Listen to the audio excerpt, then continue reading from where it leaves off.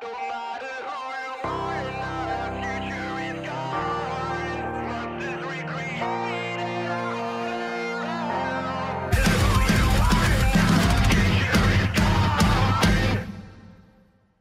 les gens, c'est Diabloman, j'espère que vous allez bien. Donc en ces temps difficiles où nous ne pouvons toujours pas reprendre les parties, je vais vous faire la présentation, du moins la preview du snipe que je me suis monté et que vous avez pu voir en photo sur ma page Facebook et Instagram. Donc je vais vraiment survoler et je vous ferai d'autres vidéos sur comment je l'ai monté, etc. pour vous montrer un peu les compatibilités.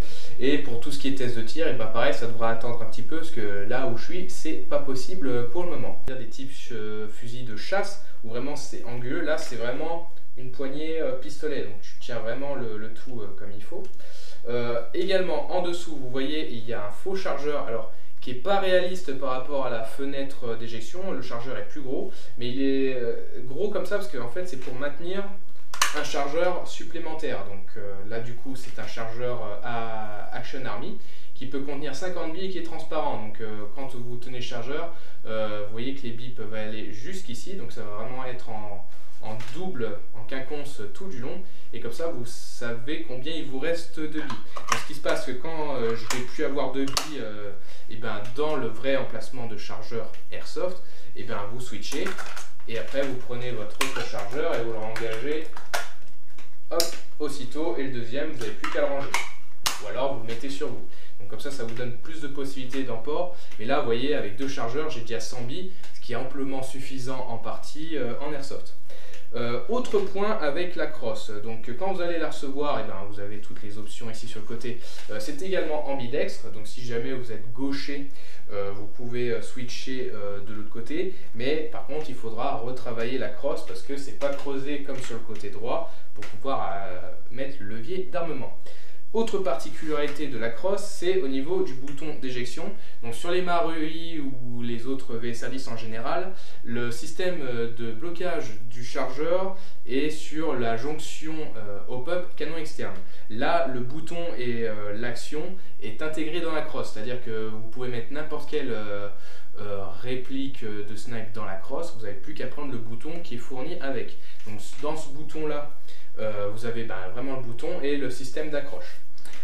Particularité, c'est que si vous allez installer, alors vous allez avoir trois vis. Vous allez avoir la vis avec le ponté. D'ailleurs le ponté est intégré dans la crosse, enfin du moins vous pouvez l'enlever, mais c'est fourni avec la crosse. Donc vous avez une vis ici, une vis que normalement si vous n'avez pas le mag carrière ou du moins le faux chargeur, vous avez une vis qui permet de serrer sur avec le receiver. Et ici ça va être pour la jonction cross et le hop-up block que j'appelle. C'est là où du coup normalement vous avez vos boutons d'éjection de chargeur, mais là c'est juste un bloc qui va permettre de maintenir le bloc hop-up sur le canon externe.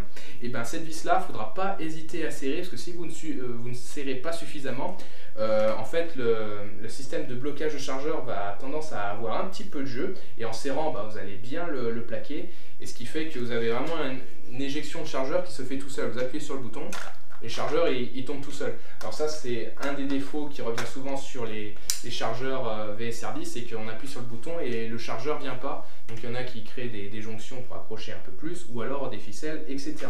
Donc là quand vous appuyez dessus, vraiment le chargeur il tombe tout seul. Et puis hop, vous appuyez un bon coup, hop. Alors là tu vois, je galère un petit peu des fois. Là. Là, du coup, une fois que c'est engagé, ça ne bouge plus. Autre particularité pour finir sur la crosse, vous avez également donc ici les attaches QD à l'arrière et à l'avant des deux côtés. Donc si vous avez des systèmes Quick Detach pour votre sangle, ça se fait tout seul. Et autre dernier point promis, ici vous avez des caches en caoutchouc, et si vous voulez les enlever, et ben, vous avez tout le long un système de rails M-Lock. Donc par contre pour les rails, il faudra les acheter à part pour les avoir. Et après il suffit juste de les remettre pour cacher les rails. Voilà, ça demande un petit peu de technique pour remettre, mais voilà.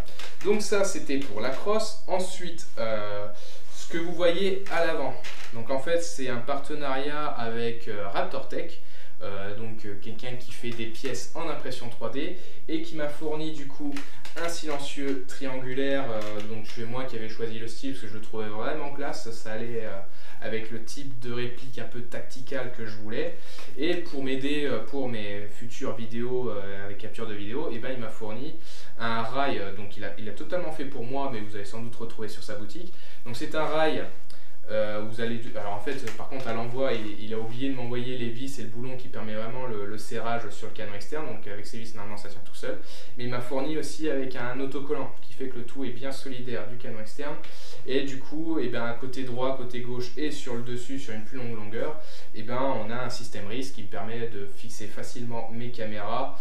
Et pour ce qui va être de la batterie externe, je réfléchis à comment la faire tenir. Peut-être en ajoutant des rails ici, mais peut-être que ça tombera en but et lunettes, il faudra que je teste. Ensuite, le canon externe. Donc il s'agit d'un canon externe de T10 de chez Action Army en version courte. Avec dessus également j'ai mis un adaptateur de silencieux. Donc il est twist, ce qui fait que vous avez vraiment les rainures sur le côté. Donc après c'est un bon canon externe, rien à dire dessus. Le receiver, c'est celui de Maple Leaf, donc je crois que c'est le type B, donc c'est vraiment du solide là-dessus. Par contre, voilà, ça ajoute du poids, la réplique est quand même lourde dans l'ensemble. Voilà, ensuite sur le dessus, un rail également de chez Maple Leaf. Alors lui, il a la particularité, c'est que le rail, contrairement à ce qu'on va trouver de base sur les répliques un peu cheap ou le Marui, c'est que là, le rail, il est quand même rehaussé, quoi. Il est beaucoup plus haut que ce qui est similaire. Et également, vous allez avoir un niveau à un bulle qui est intégré. Donc bon, il superpose avec le niveau à bulle du montage de lunettes Silverback. Donc vous l'avez soit en bleu, soit en vert. Moi, du coup, j'ai la version en bleu. Donc comme ça, au moins, quand c'est intégré sur la réplique au niveau du rail, vous êtes sûr que vraiment, si vous réglez mal des fois des accessoires externes, des fois qui ne sont pas super de bonne qualité et du coup il peut y avoir un problème vraiment de niveau. Là, le niveau intégré, vous êtes sûr que votre réplique est droite. Ensuite, autre partie externe, ça va être le levier d'armement de chez Maple Leaf, avec également le end cap fourni avec, donc il n'est pas totalement rond, il est un peu pareil triangulaire, et avec le levier d'armement qui est twist. Donc voilà, il y a tout qui est un peu twist dans cette réplique. Par contre, là ça va être au niveau de la partie interne. C'est que du coup sur la partie externe, entre guillemets, j'ai dû rajouter, alors vous verrez peut-être pas mais je vous prendrai une photo, j'ai rajouté 2 joints de robinetterie parce que quand j'armais la réplique, je voyais que le nozzle n'allait pas suffisamment loin dans le hop-up et au niveau du joint hop-up. Donc en fait j'ai rajouté les joints de robinetterie pour que le tout s'avance sur du coup presque 3-4 bons millimètres pour vraiment que le nozzle soit bien placé dans la chambre hop-up. Et en plus ça m'a fait gagner en étanchéité parce que de base on voyait quand on armait qu'il était beaucoup trop en arrière. Et autre point qui me fait dire que c'était trop en arrière, c'est que quand en fait le levier était armé dans le receiver et que je voulais mettre l'ensemble bloc détente, et le spring guide stopper, il fallait le mettre un peu en biais, ce qui me faisait dire que vraiment le cylindre était trop en arrière avec cet ensemble du coup cylindre Action Army que je n'ai pas dit, donc c'est le twist. Donc ça me faisait dire qu'il y a peut-être un problème de compatibilité entre le cylindre et le levier d'armement. J'aurais plus tendance à dire que c'est ça, parce que sinon le canon externe et le receiver me font dire qu'ils sont bien placés, parce que sinon je ne pourrais pas mettre le chargeur dedans si le canon était trop en avant. Et de toute façon le canon je ne pouvais pas le visser plus parce qu'il tombait au niveau du guidage du cylindre. Donc voilà, au début j'avais me disais peut-être que la compatibilité venait du problème canon externe receiver, mais pour moi ça vient plus du cylindre et levier d'armement. Mais voilà, vous mettez 2 joints comme j'ai fait à l'arrache, ou alors si vous savez usiner, vous faites 2 rondelles en métal de bon diamètre interne et externe et vous mettez le tout. Donc voilà, Pour ce qui est de la partie externe, alors après, pour ce qui est de la lunette et du support lunette, et ben c'est la lunette que je mets habituellement sur mon SRS. Actuellement, je n'ai qu'une seule lunette et le montage de lunettes, c'est celui de Silverback, donc la version Desertec. Alors ce qui fait que vous voyez, la lunette est relativement haute, mais pour terminer encore sur la partie externe, je voulais avoir un TDC. Donc un TDC, c'est quoi? C'est une tourelle de réglage qui va vous permettre de régler votre hop-up sans avoir à faire, comme il y a sur le Action Army, enlever un chargeur, utiliser une clé Allen, tourner, etc. Là, la tourelle, vous la tournez dans le sens que vous voulez, soit pour enlever du hop-up, soit pour en rajouter. Et vraiment du côté du fait que ça soit assez large et en extérieur, et ben vous pouvez régler votre hop-up sans outil. Donc c'est un peu ce qu'il y a, vous me direz, sur les VSR10 d'origine, où vous avez la petite tétine qui dépasse ici, sauf que moi, je vous rappelle, c'est un snipe qui a été monté uniquement avec des pièces de grade, donc j'avais pas de hop-up, avec la possibilité de régler comme ça en externe avec la petite tétine qui dépasse. Donc la tourelle déjà, c'est la tourelle de Gunsmithy que vous trouvez sur Ski-Am Shop. De toute façon, tout se trouve sur Ski-Am Shop obligatoirement.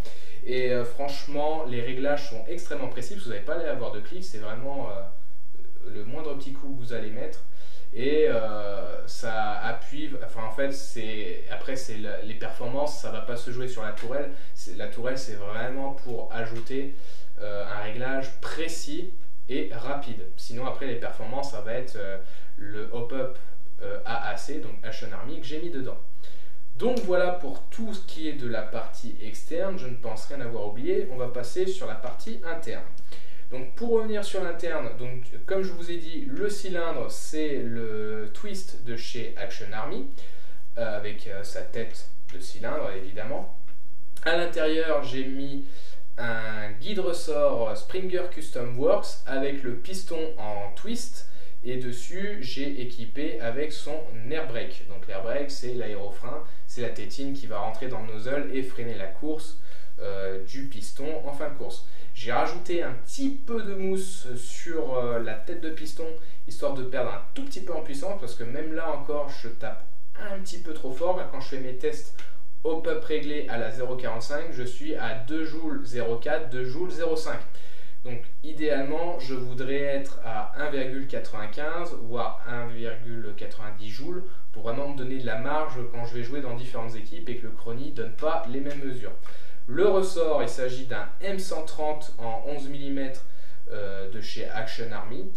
Donc peut-être qu'il faudrait que je coupe quelques spires pour être juste en dessous des limites que je ne voudrais pas dépasser.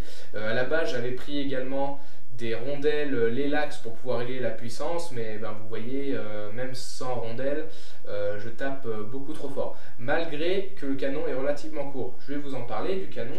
Il s'agit du canon Morpheus de chez Stalker. Donc au niveau de ses dimensions, il s'agit d'un 6,05 avec une longueur de 370 mm, donc 37 cm. Donc c'est un canon hybride, c'est-à-dire que vous pouvez les mettre dans vos GBB, les GBBR, les AEG, ils fonctionnent pour tout type de réplique. Donc vous voyez, même si le canon est relativement court, je tape quand même assez fort en gros grammage, on va dire. Donc je pense que je vais corriger ça en coupant le ressort, mais il faut voir d'ici là. Ensuite, les barrel spacers, il s'agit de Action Army, donc j'en ai mis 2. Le canon, donc ça je l'ai dit. Le joint hop-up, il s'agit d'un Decepticon en 50 degrés de chez Maple Leaf. Donc pour moi, ça fait partie des meilleurs joints. Et certains me diront pourquoi un degré aussi bas, 50 degrés, pas plus. Faut relativiser, en France, on est limité à 2 joules. Donc peut-être que le joint s'usera un peu plus vite, mais moi c'est ce que j'ai mis dans mon SRS, mais version AEG, j'ai mis un 50 degrés. Et pour moi, les performances sont excellentes. Par contre, oui, dès qu'on commence à taper un petit peu plus que 2 joules, il faut peut-être passer sur le 60. Enfin, les 50 et 60 degrés en France, c'est déjà pas mal. Ensuite, ce que je vous ai dit aussi, c'est le bloc hop-up, il s'agit du Action Army. Donc ça, ça fait partie pour moi des meilleurs hop-up qui existent pour le VSR10. Donc le défaut, c'est que quand vous voulez faire le réglage d'origine, il faut enlever le chargeur dévissé. Mais voilà, j'ai corrigé avec le TDC que vous voyez ici. Toutefois, les réglages avec les Allen peuvent encore se faire parce que j'ai juste réglé pour maintenir la patte d'appui, le réglage de AAC, et après en fait il y a la tourelle qui vient appuyer dessus en fait. Donc il va dire les modifications sur la chambre pop Action Army sont toujours là, il est resté d'origine. Voilà, que dire d'autre? Je crois que j'ai tout dit. Ah si, après je vous en avais parlé, c'est au niveau du bloc. Alors ils appellent ça le hop-up block. C'est ce qui va se visser sur le canon externe et le bloc hop-up pour maintenir le tout. Donc ça, après je vous montrerai ça un peu plus en détail dans la version montage, démontage de la réplique. Mais voilà, c'est peut-être aussi ce qui va jouer sur la compatibilité avec la crosse. Si vous voulez être sûr, vous pouvez le prendre, mais en théorie ça passe avec tous les VSR 10 du marché, que ce soit Marui, Bardis. Vous pouvez mettre la crosse directement sur votre snipe. Ensuite, je vais vous faire un petit test d'étanchéité, mais voilà, il n'y a pas de truc. Ah si, tiens, j'ai oublié de vous dire, le bloc détente. Il s'agit aussi d'un Springer Custom Works. Alors vraiment, l'utilisation est très agréable, c'est très souple. Par contre, dessus, vous n'avez pas de sécurité. Alors il y en a, ils utilisent la sécurité sur un snipe, mais moi je pars du principe que tant que vous n'avez pas armé votre réplique, voilà, la sécurité n'est pas nécessaire. De toute façon, quand c'est fin de partie, je tire pour pas que le ressort soit comprimé tout du long pour rien. Par contre, petite modification que j'ai faite, que j'ai remarqué, c'est que quand vous allez tirer avec la réplique, le tout dans le bloc détente, donc c'est le spring lead stopper, la tige qui va maintenir le levier dans la réplique, il avait un petit peu de jeu en avant en arrière. Donc, ce qui fait que quand je tirais, ça faisait un clac assez fort, mais pas trop non plus, mais je sentais que le bruit principal venait de là. Alors ce que j'ai fait, j'ai pris un vieux joint au pop d'AEG, donc j'ai coupé au niveau de là où il y a les lèvres, donc il y avait les lèvres et un petit bout de joint, et après je l'ai mis sur le spring guide stopper, là au niveau où il y a les barrettes qui le maintiennent, parce qu'il y avait un peu de jeu, je l'ai coincé dedans et après il bougeait plus, donc ça a vraiment réduit le bruit. Voilà, petite autre modification maison que j'ai faite pour vraiment essayer d'avoir un minimum de bruit lors du tir. Donc là on va voir, donc je bouche le canon et là en fait le piston il est stoppé, là il n'y a aucune fuite d'air, que ce soit au niveau de la jonction du hop-up ou également pas de fuite au niveau du piston. Donc vous voyez, si je lâche mon pouce, on voit que l'air passe. Donc là l'étanchéité est parfaite de chez parfaite, et au niveau régularité de tir, on a 2 à 3 fps de variation selon les tirs. Donc voilà, pour ce qui va être des améliorations futures, entre guillemets, faut que je réfléchisse à peut-être une autre lunette, mais bon, finance oblige, pour l'instant ça sera celle-là. Ensuite, autre modification, ce sera peut-être quand le piston Wasp sera à nouveau disponible sur Skirm Shop, je vais probablement le recevoir et je ferai un comparatif avec le piston Springer Custom Works. Alors après, le piston est vraiment bon, mais il est relativement léger, ce qui ne permet pas forcément de profiter du joule creep et de coup de peut-être mettre un ressort moins puissant. Autre modification qu'il faudra sans doute que je fasse, ça va être de couper le ressort, parce que j'aimerais bien avoir une petite marge de réglage de sécurité sans avoir à dépasser les limites. Bon pour l'instant on ne joue pas, donc on va dire j'ai eu le temps de pouvoir faire tous ces petits réglages là. Et voilà, qu'est-ce que je pourrais dire d'autre? Ouais voilà, vraiment les modifications, ça va être peut-être la lunette et le support lunette, parce que bon vous voyez au niveau de la rehausse de la crosse, il faut vraiment que ça soit assez relevé, on va dire. Et sinon ça va être le piston Wasp, rien que pour l'utiliser par curiosité, même si le tout est relativement bien. Donc voilà, merci d'avoir regardé cette vidéo. Donc voilà, comme je vous disais, c'est une petite preview pour vous parler un peu de la nouvelle réplique que vous verrez sur la chaîne. Donc je suis vraiment très fier de ce custom. Pour moi c'est vraiment, on va dire, le VSR ultime selon moi. Après, il y en a qui voudraient peut-être le rendre en HPA. Alors, si vous voulez le faire en HPA, il y en a qui m'ont posé la question, est-ce qu'ils peuvent mettre par exemple un ensemble Waze ou je sais pas quoi, Wolverine ici.